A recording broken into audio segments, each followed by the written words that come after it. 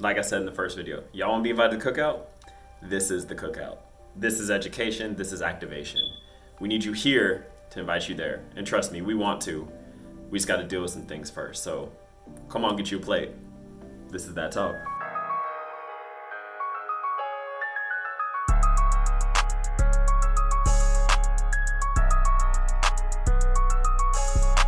Last week we spoke of the imagination battle that first talk was supposed to arm us against. But what happens when we're battling an imagination of somebody who is actually armed?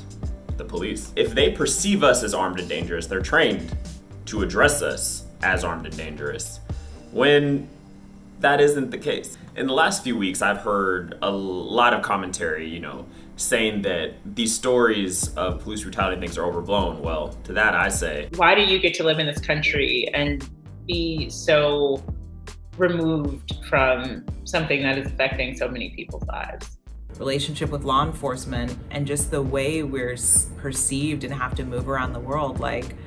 I'm just met with disbelief. Level of empathy and understanding does not extend beyond their own experience. Like she said, that empathy gap really does get in the way of having a thoughtful conversation around these issues. Now, of course, most people, mostly everyone, their first interaction with police is when they're driving, but there's a big difference, because you getting pulled over for speeding or anything like that is just that. Being pulled over speeding. For us, it's a reminder that our life isn't in our hands, and the second we see those lights, we don't know what can happen. Sadly, more often than not, you're not told why you're pulled over, or you get an absurd reason. My mom was super nervous when I started driving. And he goes, "You made a U-turn." And he goes, I didn't make a U-turn, and I saw you see me, and I didn't make a U-turn. He goes, "Yeah, but you were thinking about it," and wrote him a ticket. It's frustrating. But when you inquire, you risk the level of aggression rising. Get my black ass out the car.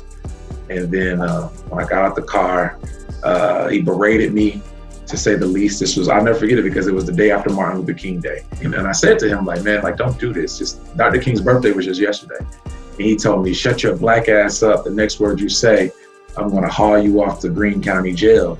And they called the drug dogs in, and the dogs searched around the car. They didn't find anything. And I'm like, "Hey man, I told you, you see the books in the back seat. I'm just going back to school. I'm not doing anything." And he got right in my face, yelling at me again. And there was another officer who was there, a younger officer. And I looked in his face. I could see that he was like, "Man, this is messed up." But he didn't want to say anything. And he was just kind of he was just telling me in his body language, "Just be quiet, and this will be over soon. Just take it." I was so angry. I wanted to fight the police officer, but I knew that if I fought him, that, this would go very bad for me. It was just an emotion of not knowing what to do. There was nothing that I could do. I was just emasculated. I was just humiliated. And all I could do was just take it. Just take it. That's the expectation of us, to always endure, to always just take it. The funny thing, the sad thing is that every man or woman I asked this question to, their first reaction was to laugh first. Laugh to keep from crying. It's so funny, because it's not really funny, but all these things that have come up now has made me just start to document, just write out what are all my experiences. Because when you go through abuse, a lot of times you just forget what you went through, and we just get so used to burying our emotions and our experiences. The fact of the matter is, we all have innumerable amount of stories like this, and if we were to focus on every single time we didn't get an explanation or an apology, we wouldn't want to engage and get out of bed. Sometimes you don't even have to be driving. You could just have to be in the vehicle to get mistreated. He pulled us over, and I'm in the back seat when three of my white friends are in the same car. And he said, he didn't look at me. Well, he looked at me as he approached the car. Then he started having a conversation with everyone but me. And then he said, "How do you guys know him?" I remember the 2 times I've gotten a speeding ticket, I was actually relieved that there was a reason and that I was safe and it was easy. But Not everyone's first experience with police is driving. For some, it's even earlier. I was arrested when I was 10 years old. I was at home. You know, instead of the little leaguers, we have the little criminals. And so one of these smart ass little kids that said, don't answer any questions. And so the police officer said, why are you not answering our questions? I said, I know my rights and I have the right to remain silent. And so I said, my attorney's coming. And he's like, who's your attorney? And I jokingly said, Perry Mason. I was a husky little boy, so they had to put 2 handcuffs on me to actually make me comfortable. I remember being in the police car reciting the 23rd Psalm and praying that I wasn't going to, die or be imprisoned or whatever. A classic justification. You fit the description. 23 or 24. I mean, why are you stopping us? We didn't do anything. And I'm just going off. And then she says, we just got a report of an assault in the area and you all fit the description. And so now I'm like just pissed off because I know what that means. I mean, look, I don't know this for sure, but I am 99% sure we didn't fit the description of whoever just assaulted whoever. There were so many people walking out of that nightclub. Why were we the ones who were stopped?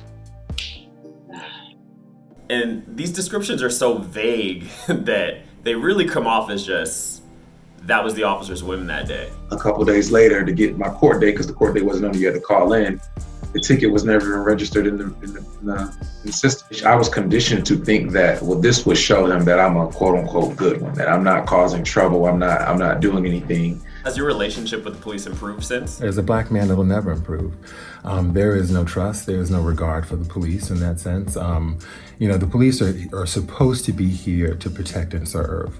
Police officers have never protected me, have never served me in a positive way. And so because I am fully aware of that, and I'm mindful if I ever get pulled over to make sure that my hands are showing, I am mindful that I don't matter. My life doesn't matter to law enforcement. And so knowing that as a black man makes me think differently and behave differently and makes me, puts me on high alert at all times.